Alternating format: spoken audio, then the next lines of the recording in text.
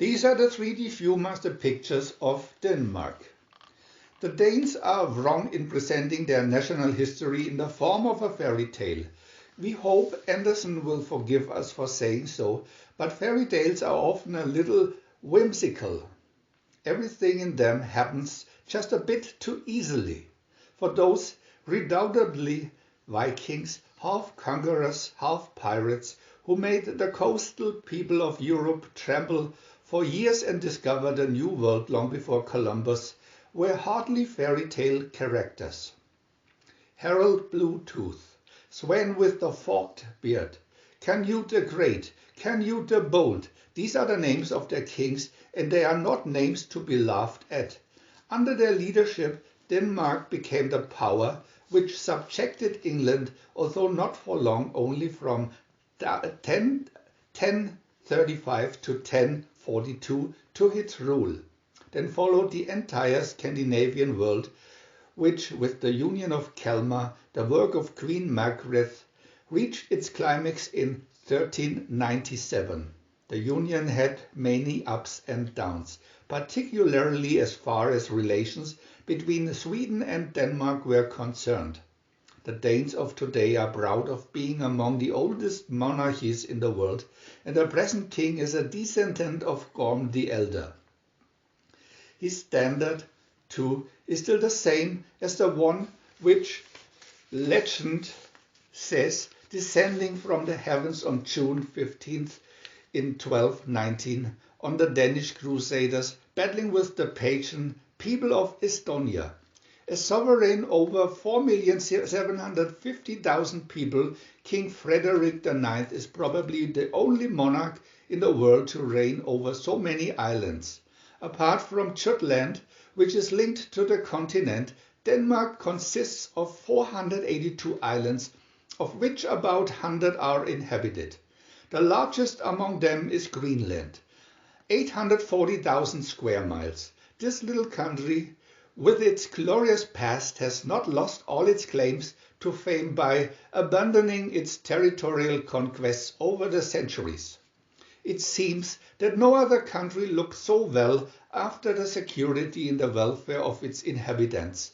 From the 19th century, under the aegis of Bishop Grundtvig, the popular universities laid the foundations for the highly civilized, hardworking and well-organized Denmark, which we know today where a few have too much and very few have too little. One may add that the Danes have a sunny nature and characteristically they love sharing their happiness. A stranger only has to ask a Dane the time of day, and it is more than likely that he will find himself invited to spend the evening with him. Fond of the good things of life, well balanced both physically and mentally, the descendants of the Vikings have no complexes, and relations with their fellow citizens are devoid of all formality. Contrary to their Swedish neighbors, for instance, it is by no means unusual to see the king and his family cycling in the streets of Copenhagen. But their subjects, recognizing them, are content to smile and leave them in peace, in their own royal way. Finally, one should never leave Denmark, this great producer of milk, butter, cheese, meat and fish, without sampling the national dish smørrebrød. This consists of open sandwiches adorned with everything calculated to appeal to lovers of good food. Certain restaurants have nearly 200 varieties on their menu. VIEW-MASTER Reel 1. Picture 1. Copenhagen. The Danish capital is often called the Paris of the North, but the witty Danes prefer to say that Paris is the Copenhagen of the South. In about 1167, Bishop Absalon made this small village on the Sound a haven for fishing fleets. Kjøbmandshaven, the port of the merchants, dates its existence from the time and developed rapidly. The most important ancient buildings in the city belonged to the period of Christian IV, 1588 to 1648. Copenhagen has a population of about 1,400,000 inhabitants, or nearly a third of the nation, and a goodly part of this little world rushes about on bicycles in a frenzy which makes the newly arrived tourist feel dizzy. Picture 2. The port of Copenhagen is the most important in Scandinavia. Along the 27 miles of quays, there is room for 350 ocean-going ships. Opposite some of the 200 cranes which dot the quaysides, the statue of the Little Mermaid immortalizes the character in Andersen's tale. In 1964, vandals sawed off the mermaid's head, a stupid act which profoundly upset the Danes and their friends. Fortunately, an identical replacement could be made from the original mold. Picture 3. The City Hall, or Rädhuset. A large brick building has a tower of 320 feet with one of those bronze roofs which are a feature in the panorama of this capital city. Over the entrance door, one sees the statue of Bishop Absalon, founder of the city. The building, in Danish Renaissance style, has 600 rooms, including a vast hall where concerts and exhibitions are held, and a beautiful ballroom on the second floor. Picture 4. Nyhavn. There are few capitals in the world with a quayside for fishing boats. The ancient houses in the old port and the countless seamen spars make this one of the most picturesque and lively districts of the city. If you like, you can have your skin tattooed there by one of the best specialists in the business. Picture 5. Amalienburg. Royal residence for part of the year consists of 4 palaces built round an octagonal square. The Rococo buildings were erected from 1750 to 1760 for members of the nobility and were given their present use in the 19th century. The changing of the guard, a highly colorful ceremony, attracts a crowd of onlookers. Picture 6. Tivoli.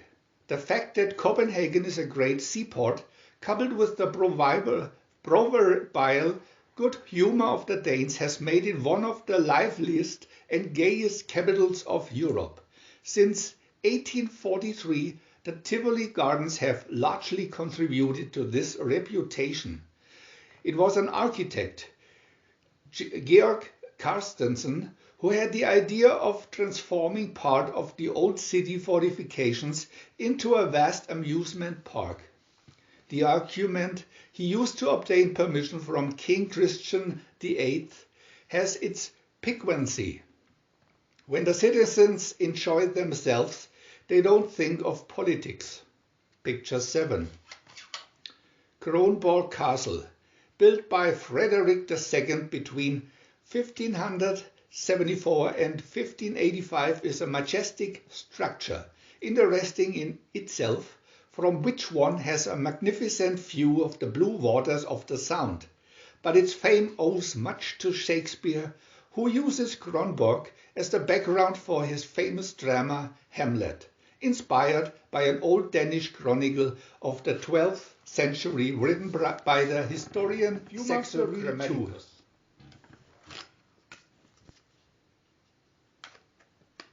Picture 8. Fredensborg. The Castle of Peace was built in 1720 to mark the signing of a peace treaty which ended a long conflict between Denmark and neighboring Sweden. Standing in the middle of a fine park, said to be the most beautiful in Denmark, the palace serves as the royal residence in spring and autumn. When the royal family are not there, the castle is open to the public. Here, too, the changing of the guard proceeds according to well-defined rules. For grand parades, the guard exchange their berets for bear skins and their black jackets for scarlet tunics. Picture 9. Frederiksberg owes its name to an ancient castle built under Frederick II. On this site, the tireless builder Christian IV erected the original castle between 1602 and 1620. Destroyed by fire in 1859, it was restored by a very rich Danish brewer, helped by funds subscribed by the nation. The palace, where all Danish sovereigns were crowned from 1660 to 1840, is now a museum of national history. Picture 20. Dryhaven or Deer Park is an ancient royal hunting ground on the picturesque route which winds along the Sound from Copenhagen to Elsinore. This forest of many hundreds of acres has been turned into a reserve where 2,000 deer and thousands of Danes wander about freely. The background of this delightful pastoral scene is provided by the Hermitage, an old hunting lodge dating from 1736. Picture 11. Trelleborg, not to be confused with the Swedish port of Trelleborg, is the site of an early 11th century Viking camp. The building in our picture is a reconstruction of the original. The sketch reproduced here shows the placing of the 32 barracks in the camp which could lodge up to 1,300 warriors. Archaeological finds have told us about the strict rules governing the military organization of the Vikings. It is easy to imagine the fear inspired by the strong fighting force. Picture 12. Mon is an island 20 miles by 4 southeast of the island of Sealand, with which it is linked by a bridge. The white cliffs along its coastline, eroded by sea and wind, show up magnificently more than 300 feet above the waves of the Baltic Sea. Picture 13.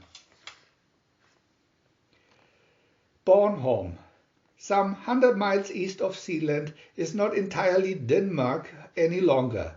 This lump of granite, where the landscape is superb and majestic, is inhabited by a particularly hospitable people. Grundheim is a fishing village living mainly off the herring catch. Bornholm herring, smoked on the spot, has acquired a great reputation. Picture 14.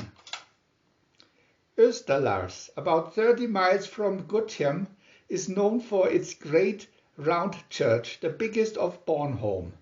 The fortified churches of Bornholm, the massive buttresses of which make one think of a castle keep, were used in the past as retreats for the Christian communities against the assaults of the pagan pirates. VIEW-MASTER Reel 3, Picture 15. Hans Christian Andersen is said to have been born in this house of Odense. It is certain that as a young boy who had known a very unhappy childhood, he left his native town to seek his fortune in Copenhagen. He tried his hand of poetry, novels and theatre plays, but knew many failures. He was to become famous for his children's tales, written with more than a touch of irony everywhere but in his own country. It was not until the age of 62 that he was made an honorary citizen of Odense. Picture 16. Egeskov means forest of oaks. If the castle dating from 1554 bears this name, it is not because it is situated in a forest, but on top of one, on top of thousands of oak piles. These piles form a base for the castle in the lake surrounding it. The story goes that one of the squires locked up his daughter in a castle room after finding out that she had been seduced by a local peasant. The unhappy girl was freed only after the death of her father. Picture 17. Aeroscoping is the capital of Eure, an island of about 35 square miles southeast of Fiona. This capital, with barely 1,500 inhabitants, is an active port and a most attractive town with 17th and 18th century houses, their facades decorated with picturesque signs. About 10 miles away, the port of Marstal is a maritime museum. Picture 18. The Windmill of Dabul, not far from the German border, has been transformed into a national museum to commemorate the wars of 1848 and 1864, which saw the dukedoms of Schleswig and Holstein pass under Prussian domination in spite of the fierce Danish resistance. Picture 19. Ribe is one of the most ancient towns of Denmark, since its port was already known in the 9th century. The school, built in 1145 at the foot of the cathedral, was the first Scandinavian school. Its medieval houses and its tortuous and quiet streets make Ribe a touristic, picturesque and restful place. Picture 20.